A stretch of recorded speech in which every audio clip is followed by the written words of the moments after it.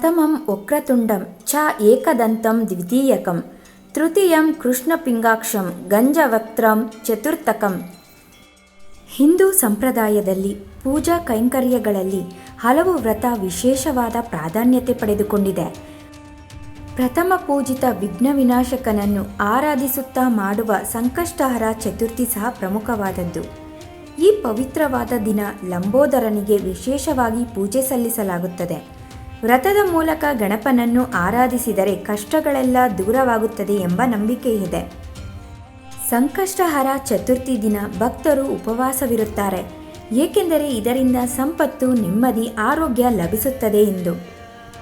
ಸಂಕಷ್ಟಹರ ಚತುರ್ಥಿಯ ವಿಶೇಷತೆ ಬಗ್ಗೆ ಇನ್ನಷ್ಟು ತಿಳಿಯುವ ಮುಂಚೆ ನೀವಿನ್ನೂ ನಮ್ಮ ಚಾನಲ್ನ ಸಬ್ಸ್ಕ್ರೈಬ್ ಮಾಡಿಲ್ಲ ಅಂದರೆ ಈಗಲೇ ಸಬ್ಸ್ಕ್ರೈಬ್ ಮಾಡಿ, ಹಾಗೆ ಫಾಲೋ ಮಾಡಿ.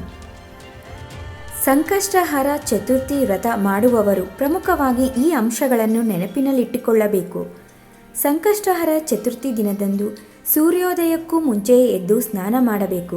ಮನೆಯೆಲ್ಲ ಶುಭ್ರ ಮಾಡಿ ನಂತರ ಗಣಪನ ವಿಗ್ರಹ ಅಥವಾ ಫೋಟೋವನ್ನು ಅಲಂಕರಿಸಿ ದೀಪಾರಾಧನೆ ಮಾಡಬೇಕು. ಈ ದಿನ ಮೋದಕ ಪ್ರಿಯನಾದ ವಿನಾಯಕನಿಗೆ ಮೋದಕಗಳು ನೈವೇದ್ಯವಾಗಿಟ್ಟರೆ ತುಂಬ ಒಳ್ಳೆಯದು. ಪೂಜೆ ಮಾಡಿ ಉಪವಾಸ ವ್ರತ ಪ್ರಾರಂಭಿಸಬೇಕು. ಸೂರ್ಯಾಸ್ತವಾದ ನಂತರ ದೀಪ ಬೆಳಗಿಸಬೇಕು. ಸಾಲಬಾಧೆಯಿಂದ ಮನಸ್ಸಿಗೆ ಮನೆಯಲ್ಲಿ ನೆಮ್ಮದಿ ಇಲ್ಲದಿದ್ದರೆ ಗಣಪನನ್ನು ವಿಶೇಷವಾಗಿ ಆರಾಧಿಸುವ ಸಂಕಷ್ಟಹರ ಚತುರ್ಥಿ ದಿನದಂದು ಈ ಒಂದು ಕೆಲಸ ಮಾಡಿದರೆ ನಿಮ್ಮ ಆರ್ಥಿಕ ಸಮಸ್ಯೆಯೆಲ್ಲ ದೂರವಾಗುತ್ತದೆ. ಬಿಳಿ ಅಥವಾ ಕೆಂಪು ಬಣ್ಣದ ಬಟ್ಟೆಯಲ್ಲಿ 3 ಇಡಿ ಅಕ್ಕಿ, 2 ಒಣ ಖರ್ಜೂರ, 2 ಅಡಿಕೆ, 11 ರೂಪಾಯಿ ಇಟ್ಟು ಕಟ್ಟಬೇಕು. ಈ ಮುಡಿಪನ್ನು ಗಣಪನ ವಿಗ್ರಹ ಅಥವಾ ಫೋಟೋ ಮುಂದೆ ಇಟ್ಟು ನಮಿಸಿ ಪೂಜೆ ಮಾಡಬೇಕು.